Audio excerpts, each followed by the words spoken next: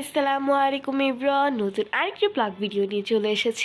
আমাদের আজকের ভিডিওটি হলো আম্মুর হাতের কিছু সুন্দর সুন্দর ডিজাইনের কাঁথা, তারপরে ফতুয়ার ডিজাইন।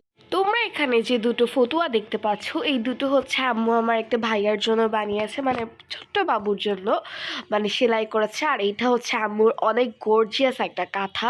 তোমরা দেখতেই পাচ্ছ এটা কতটা বেশি গর্জিয়াস হয়েছে। আম্মু অনেক গর্জিয়াস করে আম্মু কাঁথা সেলাই করে। আম্মু নাকি অনেক ভালো লাগে গর্জিয়াস করে কাঁথা সেলাই করতে।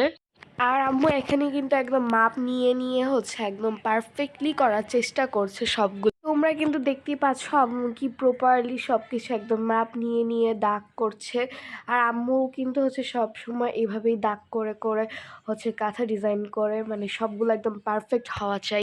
আর আমরা যারা যারা ঢাকায় থাকি তারা তো সবাই জানি হচ্ছে ঢাকায় বেশি জায়গা থাকে না কাঁথা আর্ট করার জন্য।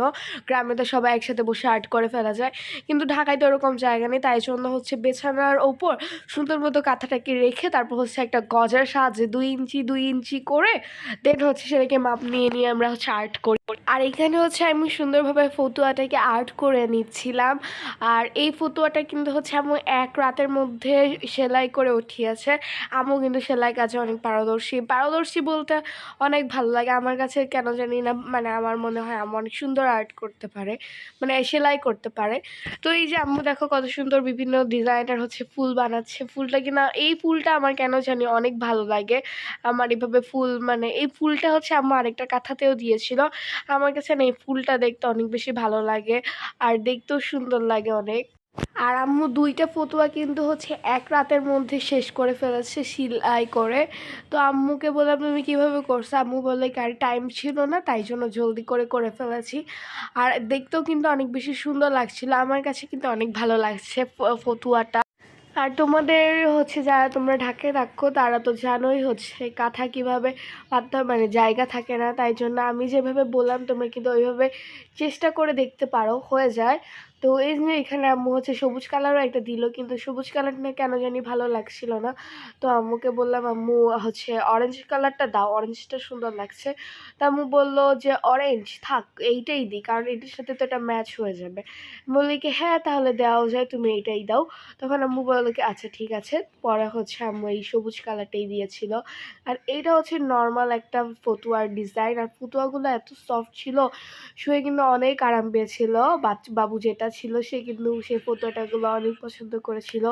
আর তোমাদের এখানে আমি হচ্ছে সেলাই প্রসেসিংটা দেখিয়ে দিচ্ছি। আম্মু যেভাবে সেলাইছে তোমরা ফলো করলেই কিন্তু হচ্ছে সেলাই করতে পারবা।